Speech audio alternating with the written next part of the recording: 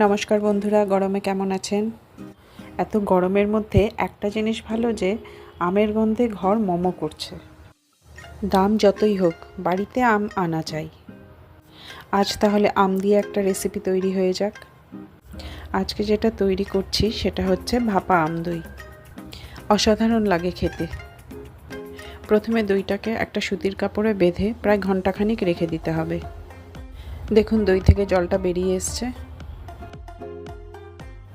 এবারে আমটাকে পিস করে কেটে নিতে হবে।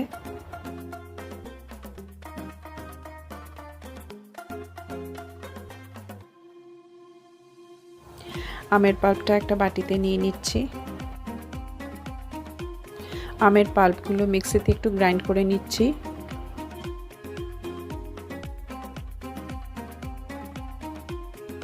আমার কাছে বাটার পেপার ছিল না, তাই বাটার পেপারটা ভাবলাম যে বাড়িতেই তৈরি করে নিই। অতি সহজেই তৈরি হয়ে গেল। একটা A4 সাইজ পেপারে তেল দিয়ে একটু ব্রাশ করে নিলাম।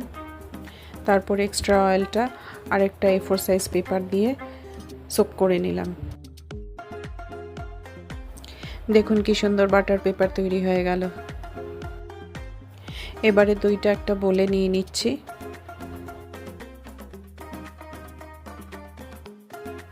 দইটাকে খুব ভালো করে ফেটিয়ে নিতে হবে। আমি এখানে হ্যান্ড মিক্সার ব্যবহার করেছি, আপনারা ইচ্ছা করলে হুইস্কারও ব্যবহার করে নিতে পারেন। এরপর এখানে কনডেন্সড মিল্ক দিয়ে দিচ্ছি। কনডেন্সড মিল্ক দিয়ে আরেকটু ভালো করে ফেটিয়ে নেব। তারপর ম্যাঙ্গো পাল্পটাও দিয়ে দিলাম। ম্যাঙ্গো পাল্পটা দিয়ে আবার একটু ভালো করে ফেটিয়ে নেব। এই মিক্সচারটা খুব ভালো করে ফেটিয়ে নেওয়া দরকার, যাতে এতে কোনো লাম্পস না থাকে।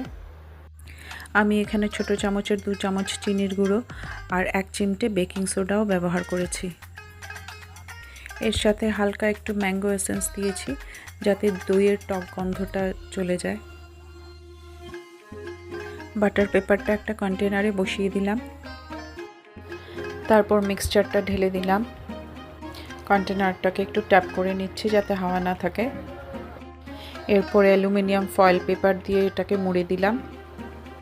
এবার একটা বড় জায়গায় জল গরম করে মিক্সচারটা ভাপে বসিয়ে দেব। প্রায় 30 মিনিট পর ভাপাটা নামিয়ে নিচ্ছি। এরপর একটু রুম টেম্পারেচারে ঠান্ডা হতে দেব। তারপর এটাকে 2 ঘন্টার জন্য ফ্রিজে ঢুকিয়ে দেব। দেখুন 2 ঘন্টা বাদে ফ্রিজ থেকে বের করে নিচ্ছি। দেখতে কি অসাধারণ হয়েছে। সার্ভ করার সময় ওপরে একটু ড্রাই ফ্রুটস ছড়িয়ে দেবেন।